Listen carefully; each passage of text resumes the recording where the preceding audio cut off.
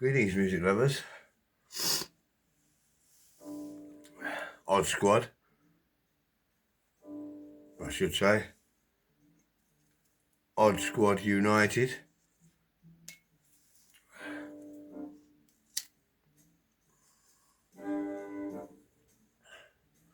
You're listening to Miles Davis. So what?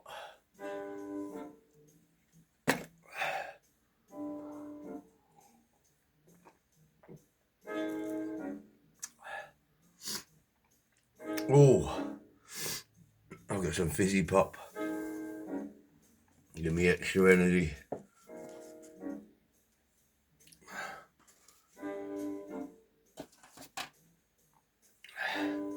And a whacking great transfer of venom on my mirror.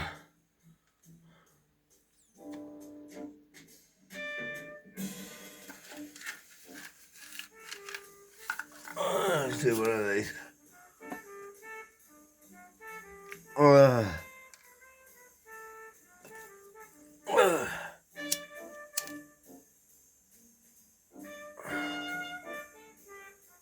How's your day been? Good. Uneventful. No news is good news, so they say. Yeah, I went to London. I went to visit my mum. And went on from there up to London.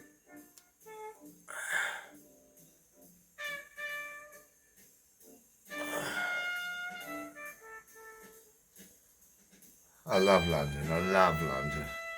I bloody love London. Greatest city on earth, mate.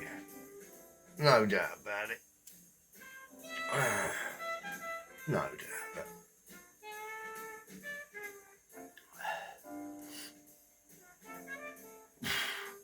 So I've been busy-ish, commuting, down the commute. It wasn't mega busy, but I've been up and about and round and round, paid a visit, paid me respects, up the hill.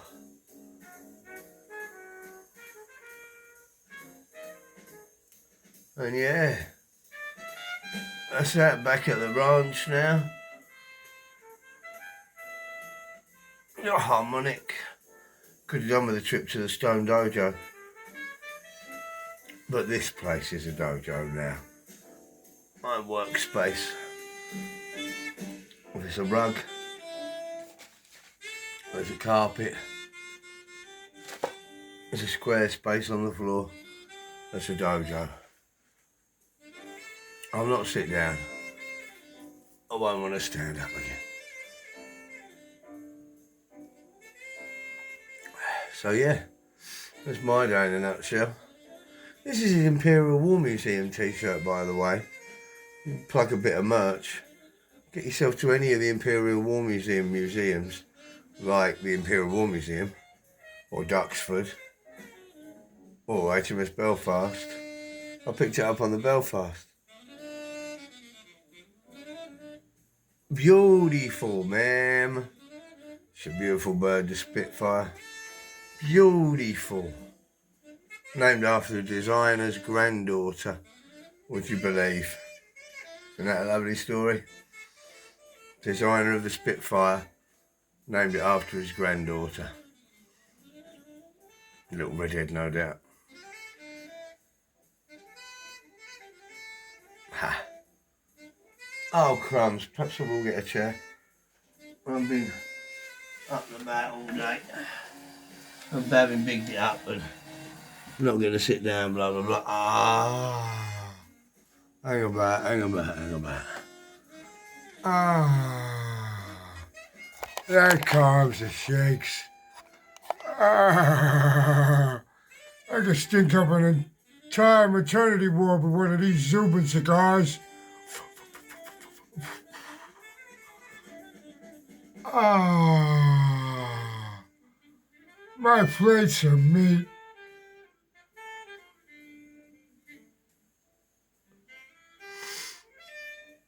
Oh, that's better.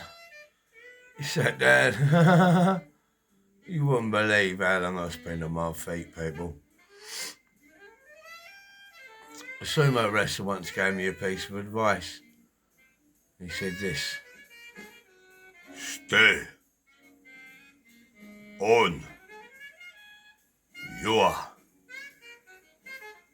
feet.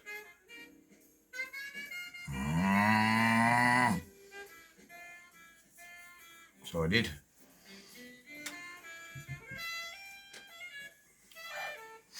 Ended up with cankles. Feet like Eddie Honda. Oh, God.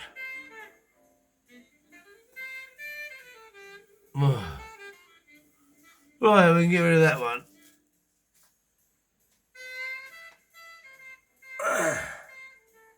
Oh, lovely. It's really 9:15 at night. It's 9:15 at night. My only hope for a cigar, I can't be bothered going back out again.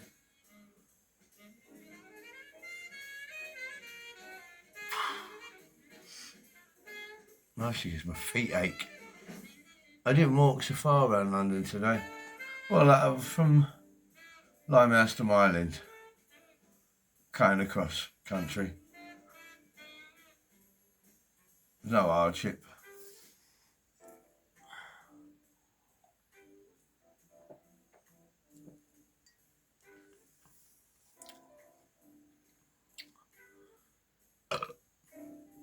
Fizzy pop. That sugar. Glucose. Keep me going with it through the night.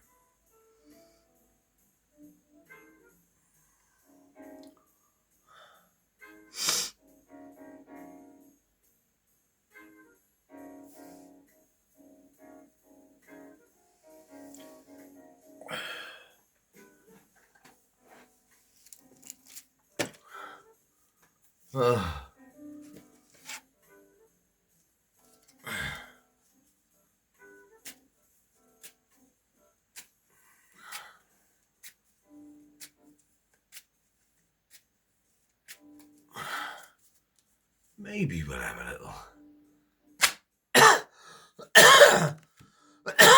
game of cards later. How's that sound? Nice little game of cards.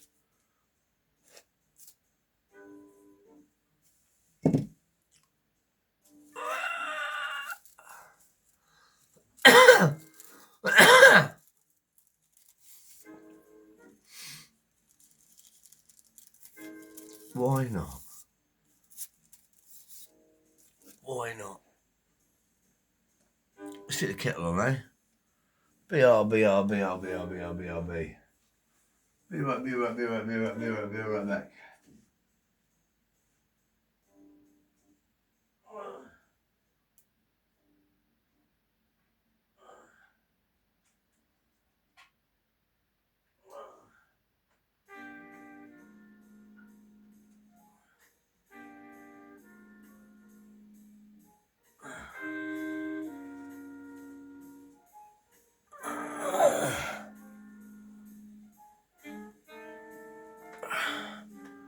So,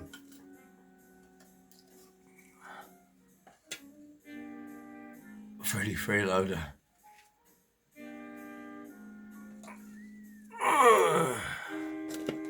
Right.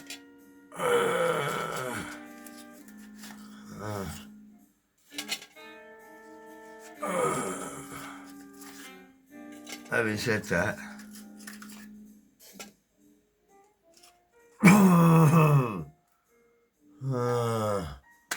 I might be able to get by what I've got. Cigarettes. And I don't want to go through them all, if you get me. There's no way I want to get through all my bags, but I probably will. Which means this: if it's 8:45 now,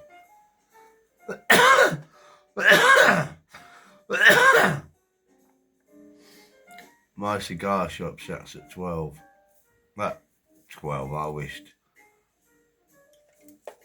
Shuts at 10.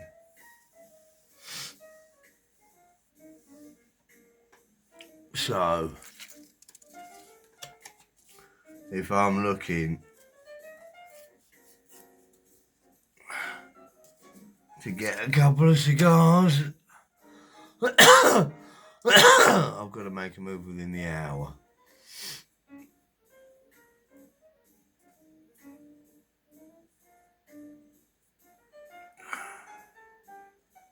Which I suppose I can do. I'll get mobile.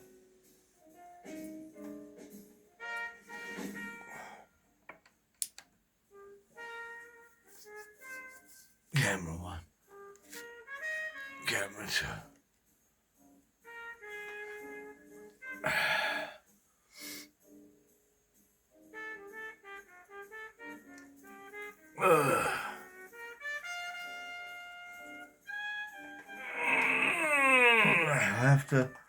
I do like this kind of anticipatory grunt thing where I try not to do a massive cough, like stifle like a huge cough. And it usually means I'm looking forward to something, a cup of tea or a cigarette or a coffee or something. And it's sort of like, I don't know, it's bizarre. I will conduct further experiments, social experiments into the field of anthropomorphics. Whatever I said it. Anthropomorphics, I don't know what I'm talking about.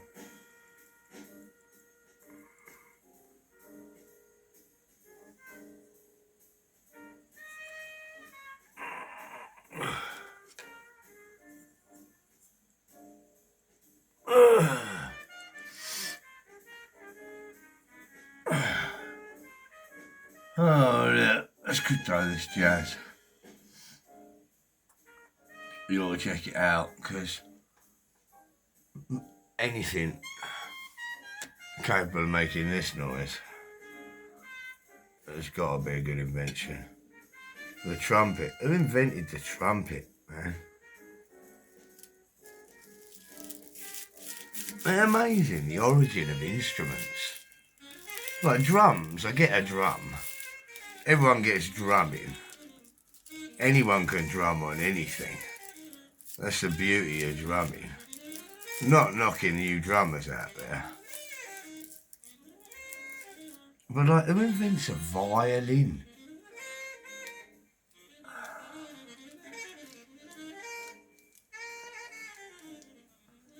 Stradivarius, I suppose. Stradivarius. What's some of the name like Stradivarius? 'Tis I, Stradivarius, and my fajiddle. Diddle ding dong ding dong ding dong ding. I have invented the fajiddle. Stradivarius, call it a violin. I think I prefer fajiddle. Fajiddle. Oh, original enterprise. Strange new worlds and new civilizations. To boldly go where no man has gone before. Ooh, huh? You have to sort of warn people going into a relationship. Yeah, I'm a Trekkie.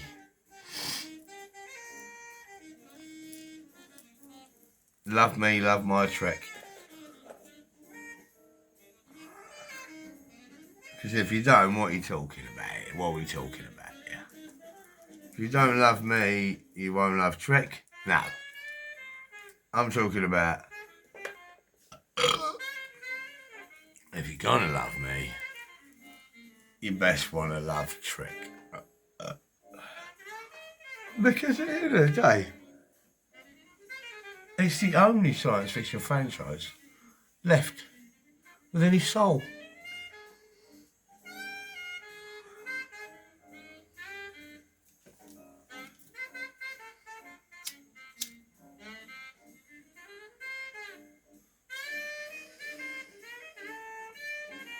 And that's all thanks to Gene Roddenberry.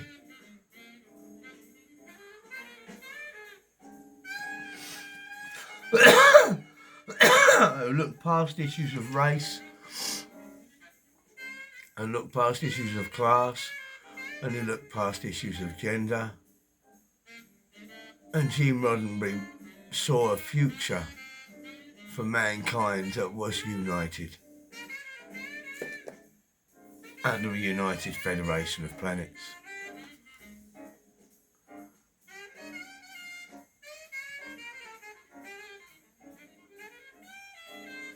Or the Federation,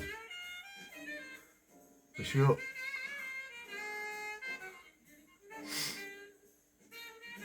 Which I honestly think we've begun to form in the UK. I honestly think the Federation starts in the UK.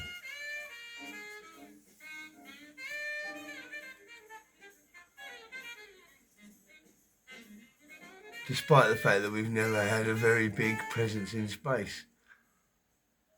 One thing we lack, isn't it? We've got plenty of defence budgets, although if you believe the news, we've not got enough warships. In the Navy. Yeah, how many warships is too many blooming warships? Officer on deck. Oh, he seems like a nice boy. We haven't got enough warships, apparently. But where is our budget for interstellar aviation?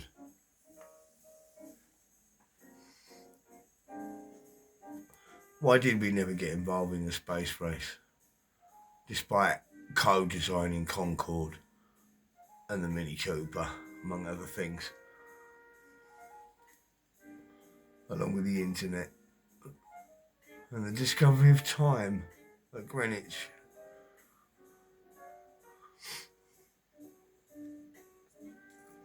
Britain is great.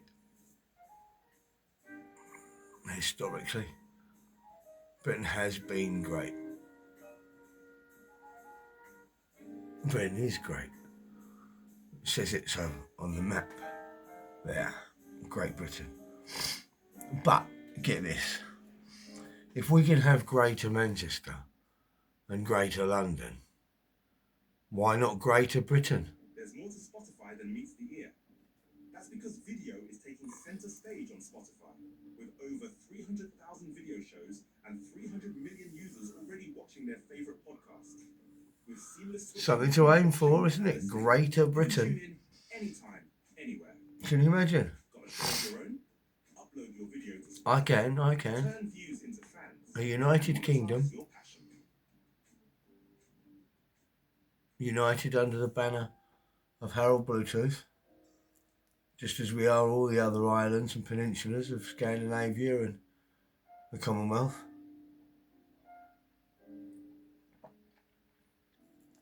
That's an actual Dane law fact. Bluetooth spanner. You don't know about Bluetooth, do you?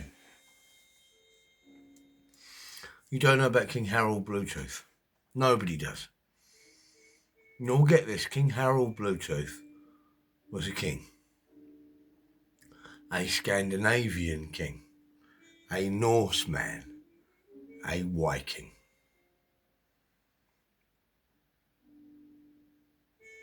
With a Bluetooth. Here. Blue-grey. You know the way some teeth discolour. I wasn't so lucky. More like Harold No Tooth.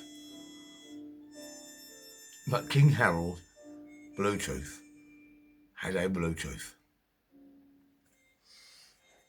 Hence, Harald Bluetooth.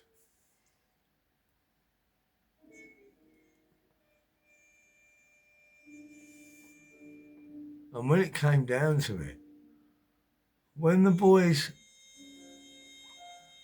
with all the IT knowledge, when the boys with all the computer savvy had to put in a pitch for a system of syncing and uniting gadgets and tech, there was a competition between various technology companies to compete for this unifying system of synchronization. And you know what the team behind Bluetooth did at the time? They just winged it, didn't have an official name or title for their software and project, and blagged it, scratched 2 triangles on a piece of paper, B for Bluetooth, and threw their ring into the hat. Threw their hat into the ring. Threw their ring into the hat. Goodness me. Only the warlock could make that mistake. Don't go throwing your ring into no hat. You might never get it back. They threw their hat into their ring with a simple rune of B for Bluetooth. Now get this, what the hell did Harald Bluetooth have to do with synchronizing and unifying gadgets and tech? Well, get this. The Vikings loved a scrap. The Viking raiders were expert in battle, experts in battle. But it got to the stage in Scandinavia whereby literally one island peninsula, say Norway or Denmark, where it sticks up, or or Sweden, would go on and send raiding parties to neighbouring islands. And it got to the point where one raiding party would leave one island and another raiding party would land on the island that the other raiding party just left, and another raiding party would land on the island of the raiding party that had just left to raid the island of the raiding party that had just left to raid an island. The Vikings got carried away. So they were in a constant state of war, effectively. Not civil, quite, because there were different countries. There was Denmark, there was Norway, and there was Sweden. And Finland, to a certain extent. But Scandinavia, right? And what King Harald Bluetooth did was unite all of the countries of Scandinavia under one banner. His banner. 2 triangles stood next to each other. Stood on top of each other. 2 runic triangles, one on top of the other. A B for Bluetooth. How's that? They won the contest. They were the top company with this package for synchronizing all tech. And a simple rune scratched on a bit of paper thrown into the hat. And the winner is. You see, Harald Bluetooth's banner was never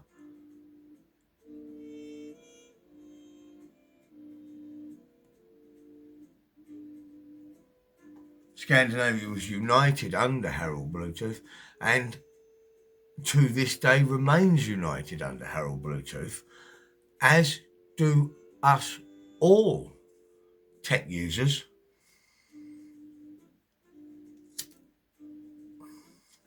This island of ours is very technically the only kind of correct. Very technically, this island remains historically a part of the Danelaw. A vast swathe of the United Kingdom, this island, a huge chunk of it across the centre of the UK, from Newcastle practically down to the Isle of Wight, a swipe across the entire island was known 2,000 years ago as the Danelaw, because the law came from Denmark. The law of our land came from the kings and queens of Denmark. We were invaded and we were settled. But you could not ask to be invaded by a more noble race of people than the Vikings. Okay? The Vikings had it going on.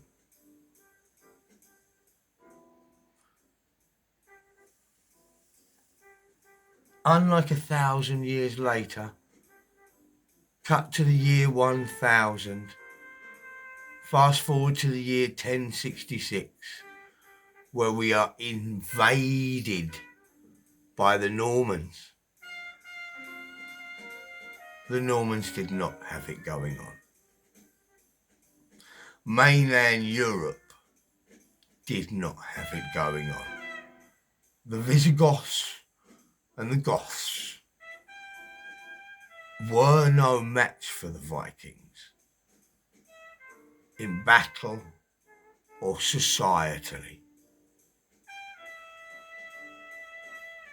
So our Norman invaders came spooging across Europe to splurge all over the shores of Dover and invade our island 1,000 years after the invading settlers that constituted the Angles and the Jutes, the Anglo-Saxons, the Old English, if you like, because it's the truth, OE, Old English, predates the Norman invasion and the influx of French and German into our language. That all began 1,000 years ago with the defeat at the Battle of Hastings to the Norman invaders. And when the Normans invaded with King Harold, William the Conqueror invaded from Normandy. And he brought with him his language, to which we owe words like ballet and chalet, knight and right, rigit and nigit, and ballet and chalet. We get French and German words appearing in the English language from 1,000 years ago onwards, but prior to the invasion of King William the Conqueror, the Old English developed a system of communication that was based on and around the backbone, spine, ribs, shoulder blades, collarbones, the skeleton of the Viking tongue, Old Norse. Lefgornost, What das was good können. Old English, as it sounded around a campfire, was a spoken language and not a written one. Spoken around a campfire. Spoken as the sun rose. Spoken as the sun set. Spoken all through the night. Spoken all through the day. And never written down. Passed on through oral traditions, through the memories of those who heard the tale, were to then retell it, eschewing the need for writing altogether. Because the minute the Venerable Bede, the minute the first Christian monk landed on this island 1,000 years ago, 1,000 years after the Vikings had all but quite happily settled this island and made it a part of Scandinavia, the first Christian monk comes over to these islands with his quill and his parchment and his stinking ink. And he decides to scritch and scratch and scritchel his scritchlings down on his parchment. I shall tell the tale of Beowulf, as I heard it myself, round a campfire t'other night. What, and set in stone? One version of a saga that sprawled every generation of Scandinavia. The saga of Beowulf and his supreme sacrifice for his people as king,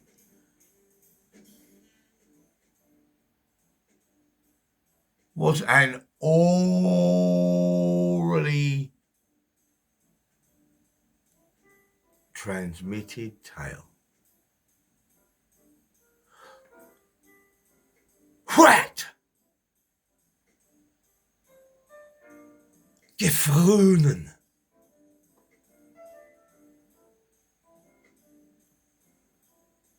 What?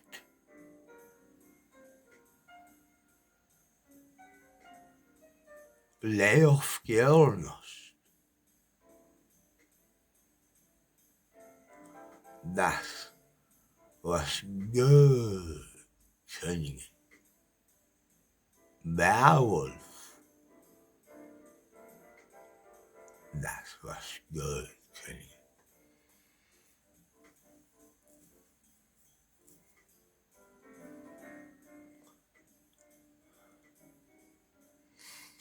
The moment we became a writing society, versions of the truth sprang up everywhere. Versions of the truth. How many different versions of the truth need there ever be?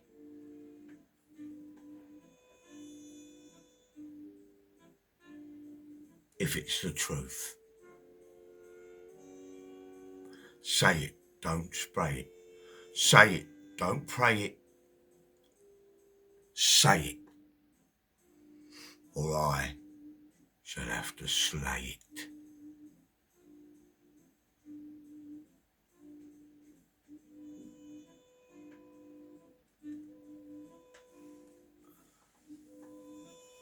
You don't go to an oathbreaker. Never go to an oathbreaker. For I am the Verlog. Warlock Oathbreaker. I am the Veilog.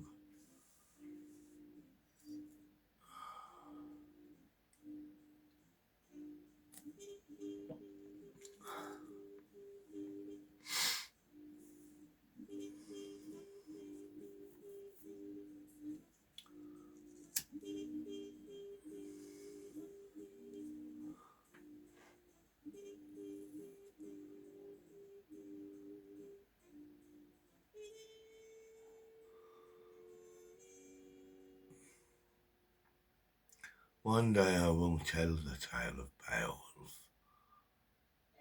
There's more to Spotify than meets the ear.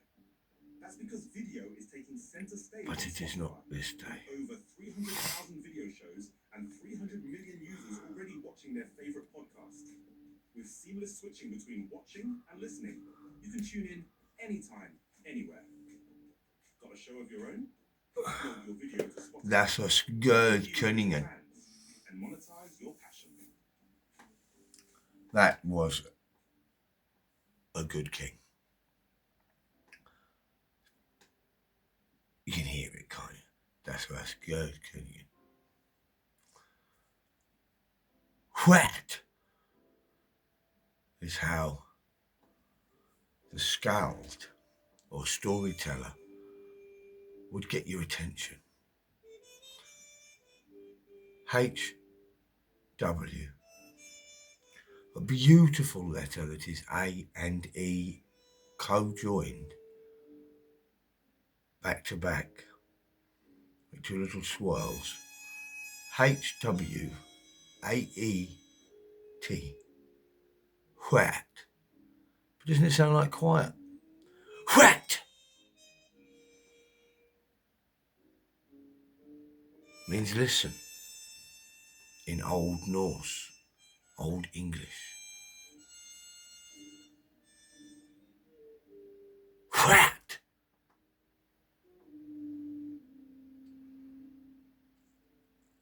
But doesn't it get your attention? And when the skald stood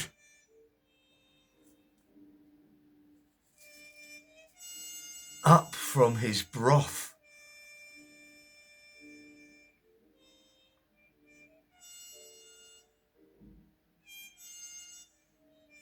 a hush would fall around the campfire, for all there knew that there was a tale to tell,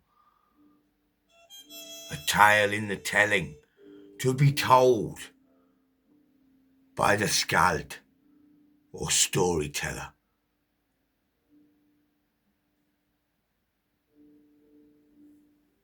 And the skald would stand, and the skald would say, "What?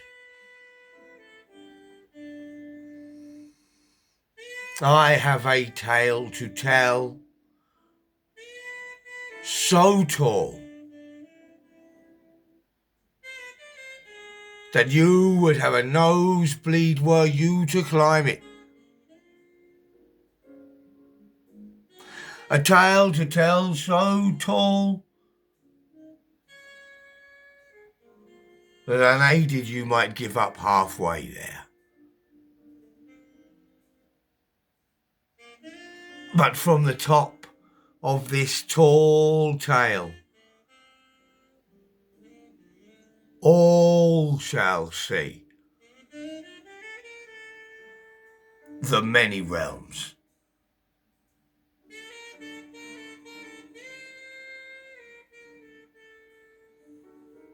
For upon the back of the great white eagle, in his airy, chill and bright,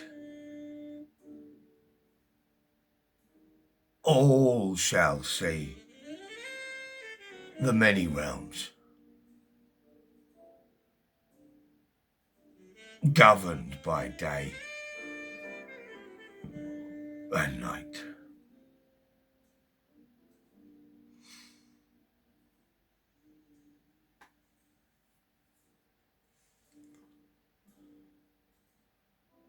for the great white eagle.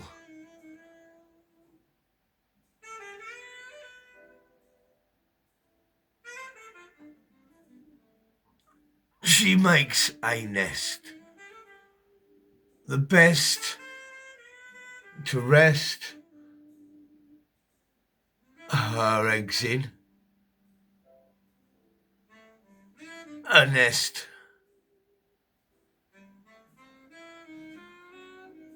is always best. Her nest remains the best. And so a quest.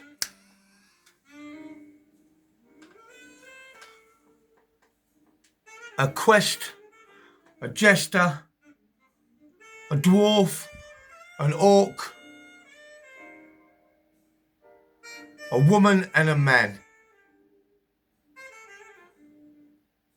take on a quest to find the whitest feather in the nest.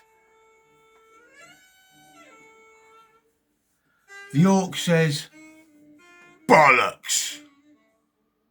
The dwarf says, balls. The man says, His wife says, The elf says,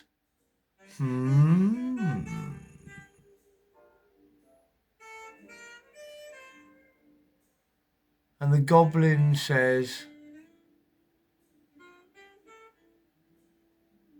ha.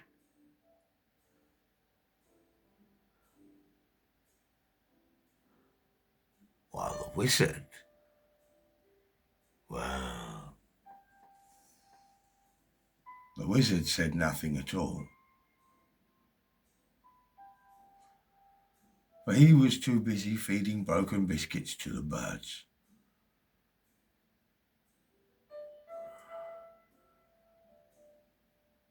And when the man and his wife said to the wizard, Wizard,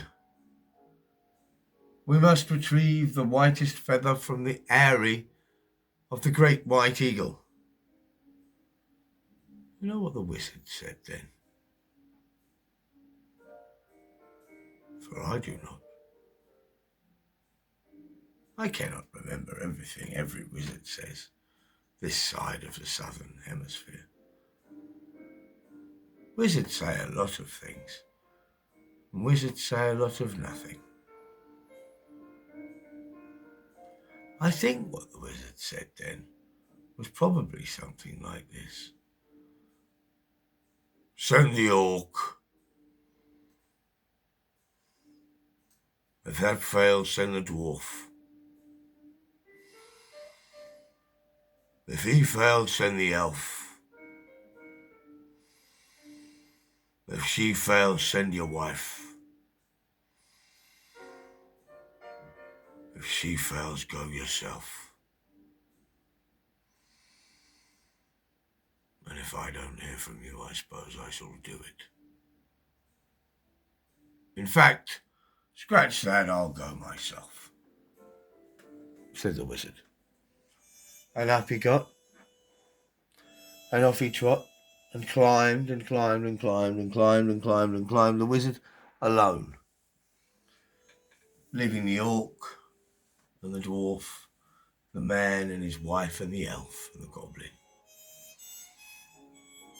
to sit and stare up the mountainside as the wizard disappeared from scree into snow.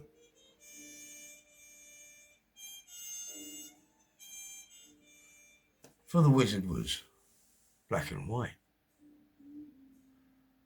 and at a distance we all know that black and white is wont to become a kind of grey. And so, as he disappeared up the mountainside, the grey wizard, who was once black and white, well, what became of him? We may never know. As I say, I don't know the comings and goings of every wizard this side of the southern hemisphere. There are many realms. There aren't quite so many wizards. But if you were to ask a warlock, for that is my name, if you were to ask a warlock what happened to the wizard, the warlock would simply say this: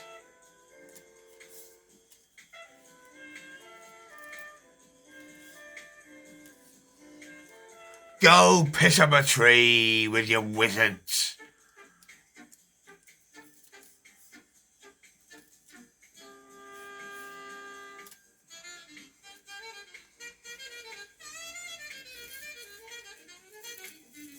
For warlocks do not mince their words.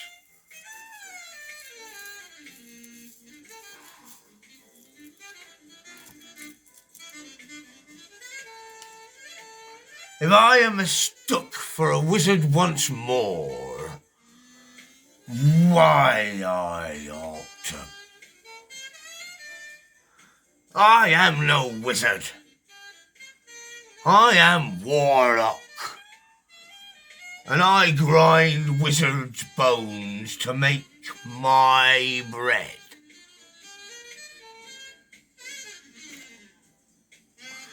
So whatever became of the wizard up the hill? Looking for down for a giant pillar, no less. For the feather was meant for a bed. And the head of a princess? Daughter of the Empress, no less. But that's as may be. Whatever became of the wizard, I hear you cry, and I don't mean to be mean, so I shall hazard a guess. The wizard was gone a very long time. The orc despaired, the goblin cried. The dwarf complained, the elf played his harp, and the husband and wife mithered and moaned. Where is the wizard? All is lost. Where is the wizard? At what cost?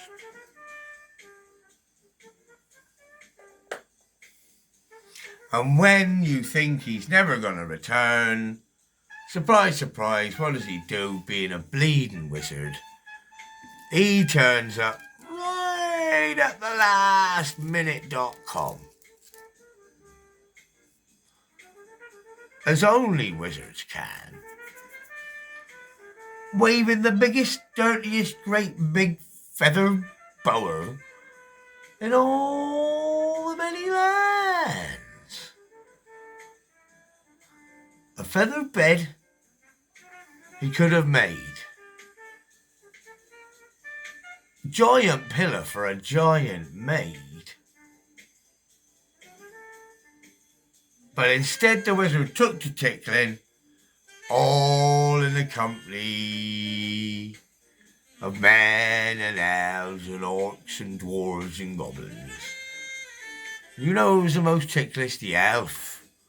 Elves are ever so ticklish. Though they don't like to admit it, and they're hard pressed to make laugh, but an elf is ever so ticklish.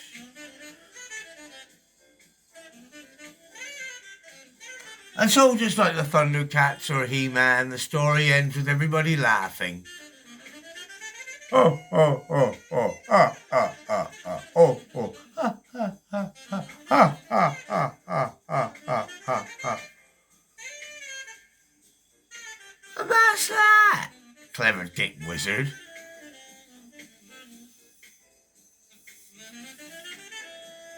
What do we reckon of that story, kindlings? Not half bad, was it? From the Scald, you say? Well, it's my name in a different book. It's my name in Old Norse, you see.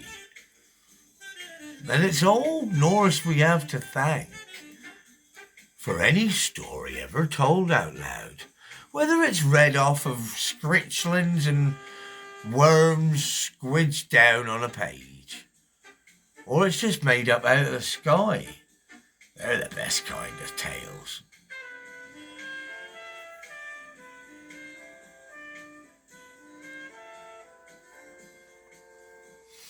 And on that note, I'm going to have to say goodnight.